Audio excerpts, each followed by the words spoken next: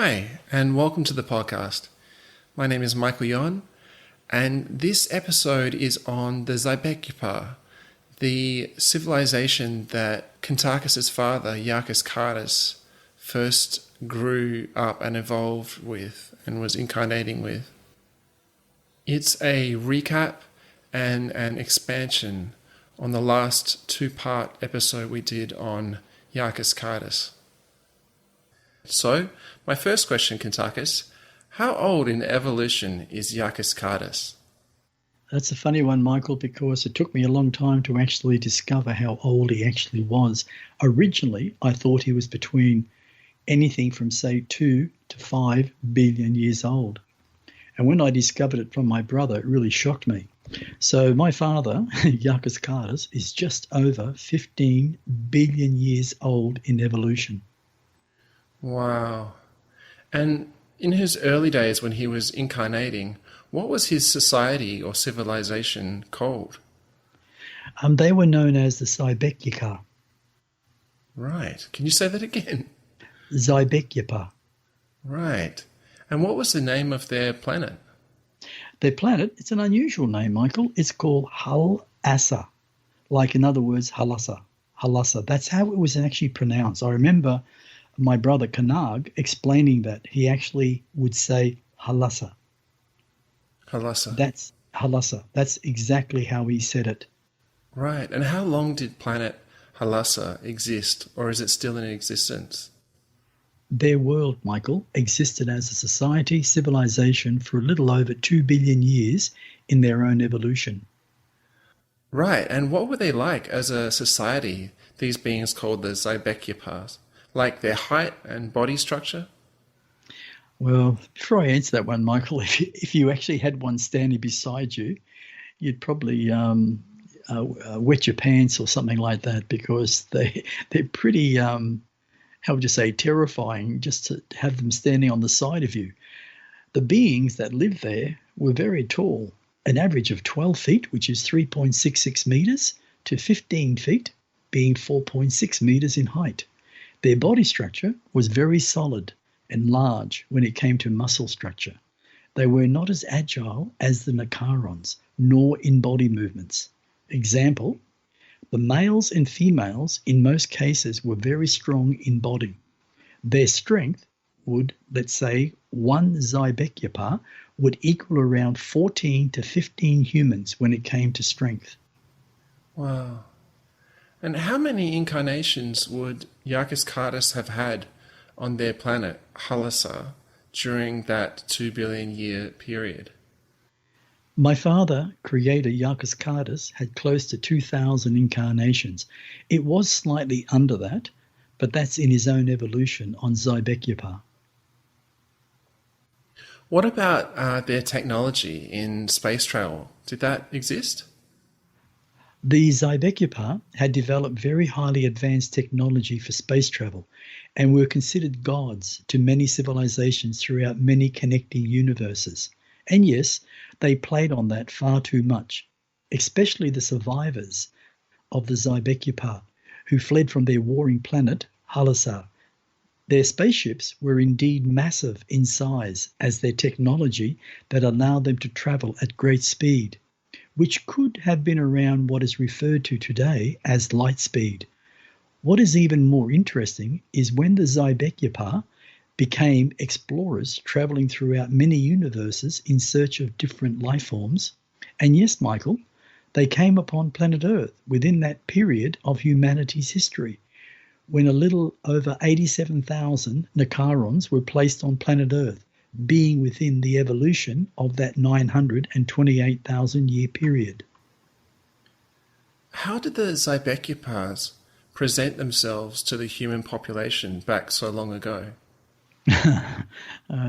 Yeah, very egotistical they were. They saw the locals as unadvanced in thought consciousness and realized they could manipulate them for their own self-gain. By creating highly advanced holograms of themselves that gave the appearance of them floating on a city in the heavens. The locals, seeing all of that, end up believing that they were indeed supreme beings, godlike. So, Michael, That's where all the myths and legends began so long ago and created beliefs, which over time became self-conditioning within humanity, right throughout human history. So with Yarkiss Kariss, what happened after his last incarnation? Well, first of all, Yarkiss Kariss, he was a very, how would you say, very scientific man and a very spiritual man. And he learned to understand that there was far more to life. So he made a conscious decision that on his physical death, he would no longer reincarnate on his planet. But he chose to stay within his own spiritual vibration, within his own planet dimension, to work on his own spiritual essence in developing what he truly believes in, Michael. He calls it magic. That's where real magic exists. What he learned, not many would ever discover. He communicated with a substance called living energy, that everything throughout all universes is created through thought consciousness and manifested into physical reality by this substance called living energy.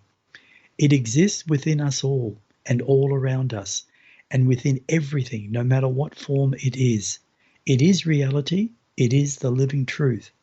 That's why all of life, especially life forms that have actual thought consciousness.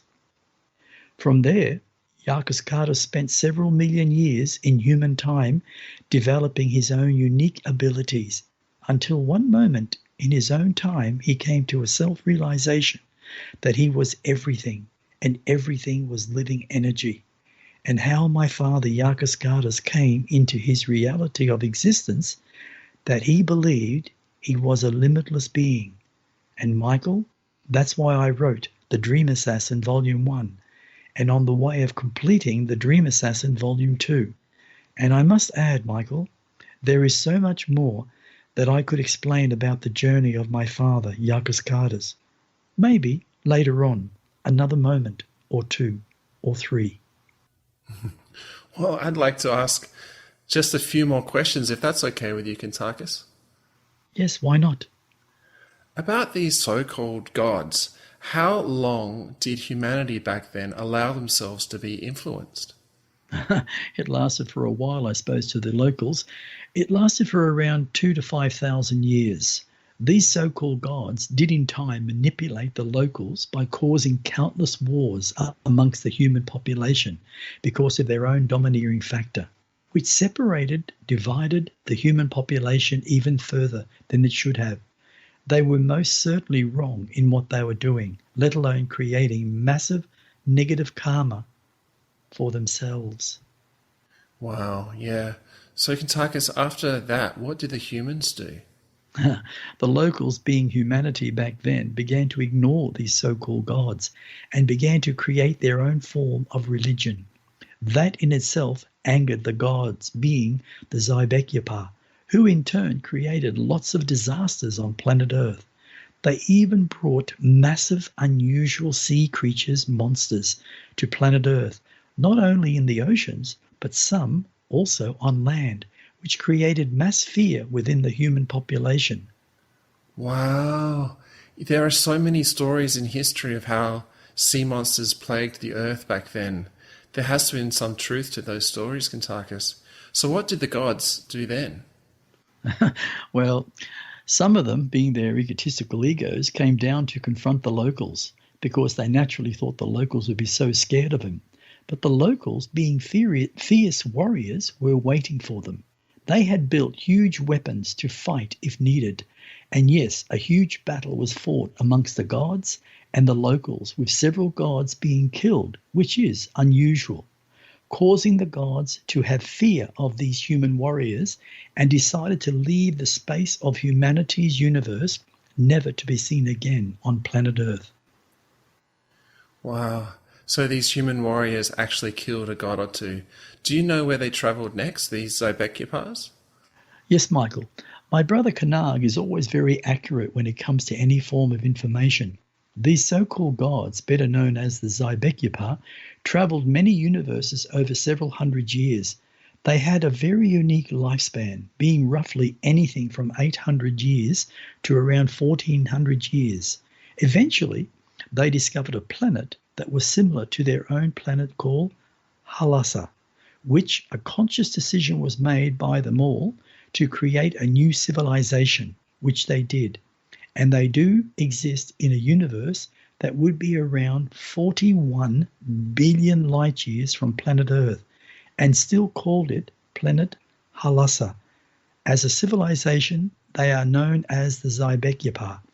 What is more interesting, I have been informed by my brother Kanag that my father, Yarkiss Kariss, visits their new world and teaches his philosophy, and is highly accepted, as they are simply amazed by his abilities, not just by his teachings, but also by his amazing abilities in creating magic with living energy.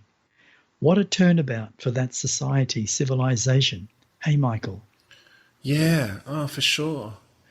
Going back to where you had mentioned that their planet had, and they had been evolving on their planet for about 2 billion years.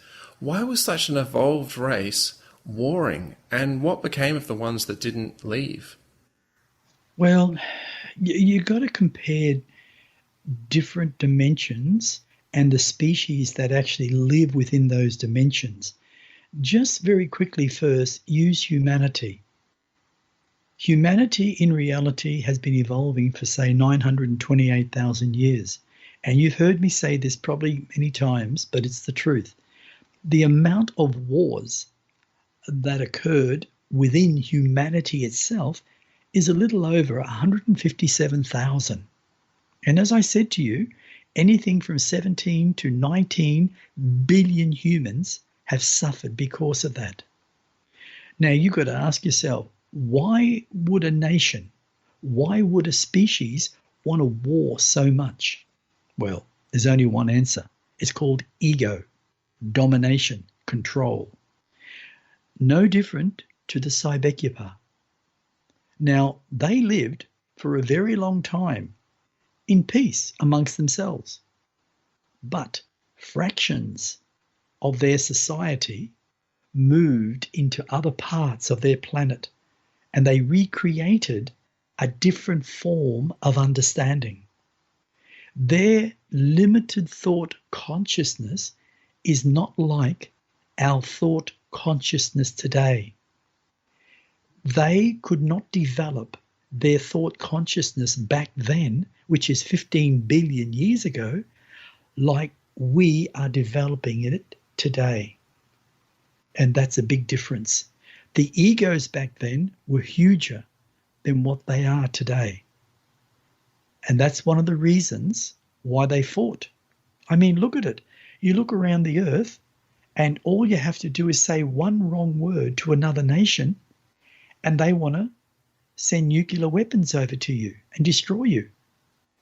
That's how easy it is to start a war.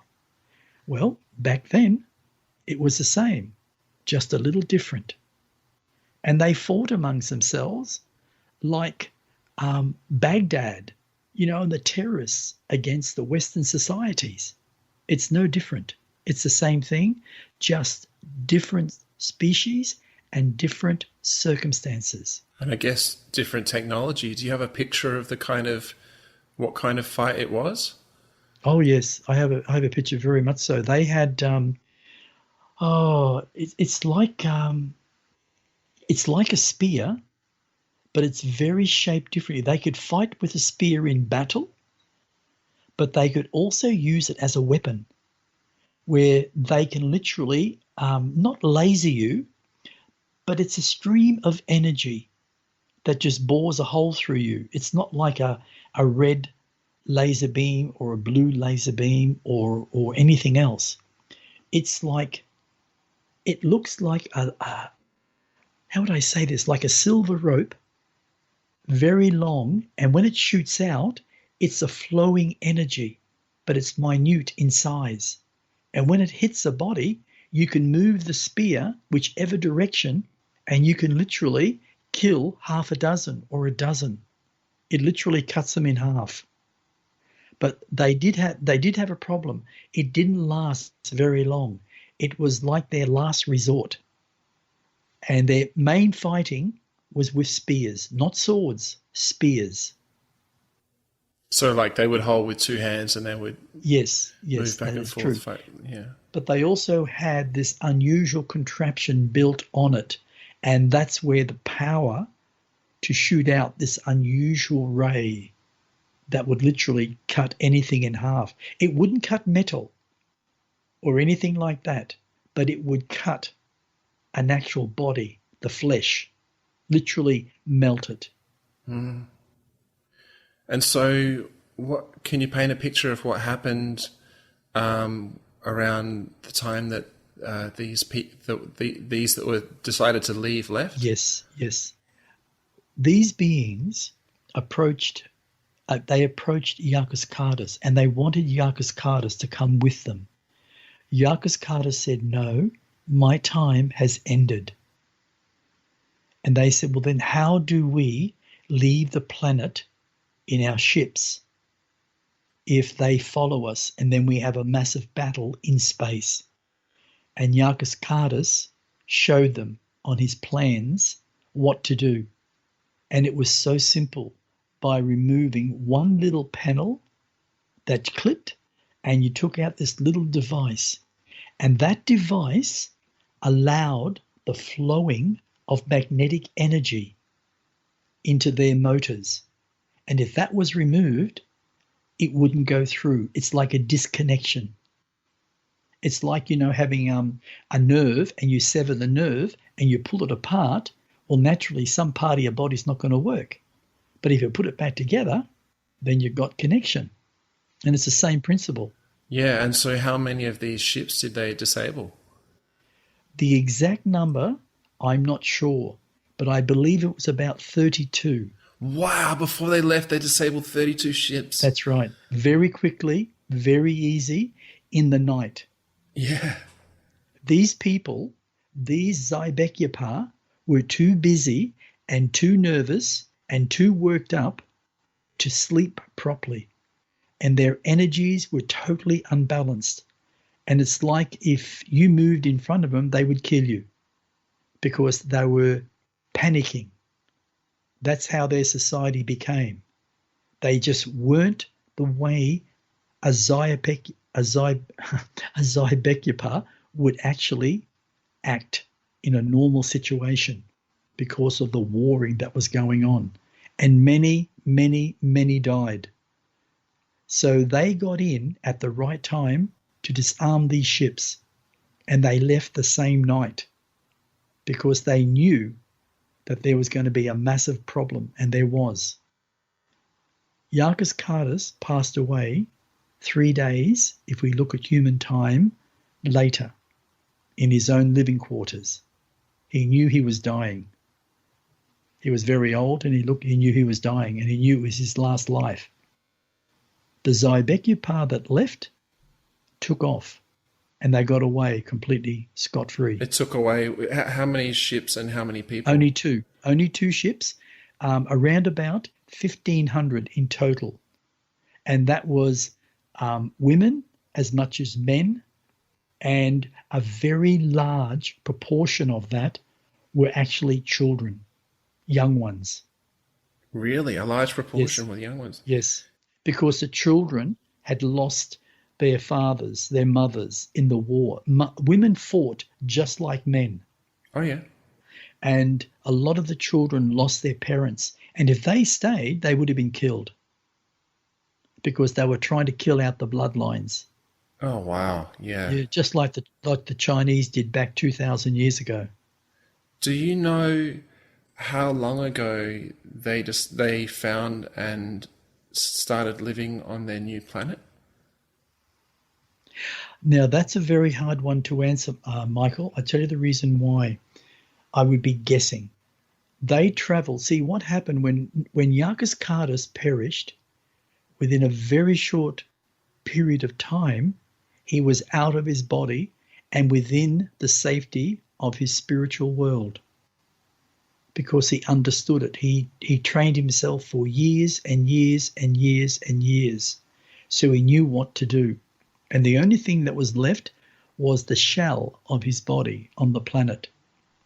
Now, the ones that took off, right, they traveled the universe for basically over 12 billion years. And where they went would be very, very hard to actually define, because the universe is so huge. But from what my brother Kanag has informed me, he believes that they had settled on different worlds many, many, many times. Oh. And he also tells me that their society did learn to segregate onto different worlds in different universes over time, because they end up building more ships, more modernized ships, which is understandable because they were, as I say, they had another 12 billion years on top of it. So they became very supreme beings in reality when it came to technology. Right. So, so one section of that group, and it's not just those explorers, because they all died out.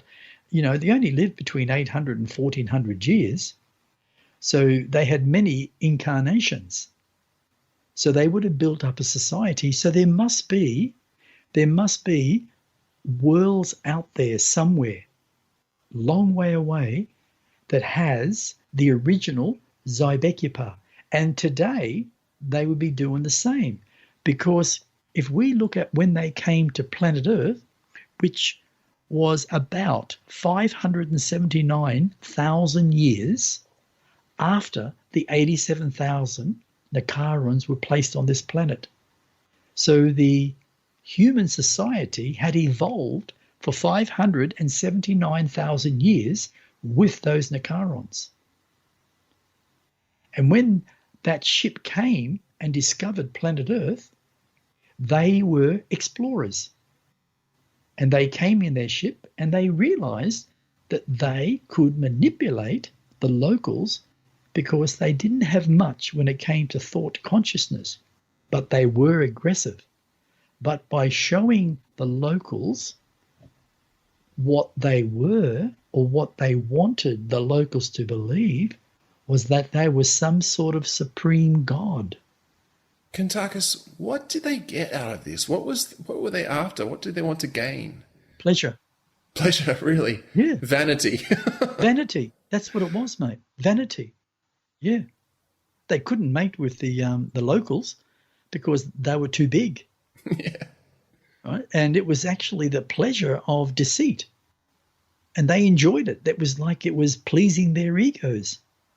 Yeah, they were looked up to. They were treated as gods. Yeah. Yes. And there's been other civilizations, like about the same height or a bit taller than humans today, that also came. And they did exactly the same thing. They presented themselves as some supreme god from another world. And the locals, you know, they loved it. They thought that this was a god. And it's the same thing. And when they actually left, they went back and they then settled there. Whoever was in that spaceship, they found another world, from what I gather, that no Sye'Beck Yea Parr was living on. So whoever was within that spaceship, that one spaceship, which was huge, massive, there could have been, say, you know, a couple of hundred, they settled on this other world. And that world is over 41 billion light years from planet Earth. And they have called it Halaza. There might be a few Halazas. Yeah.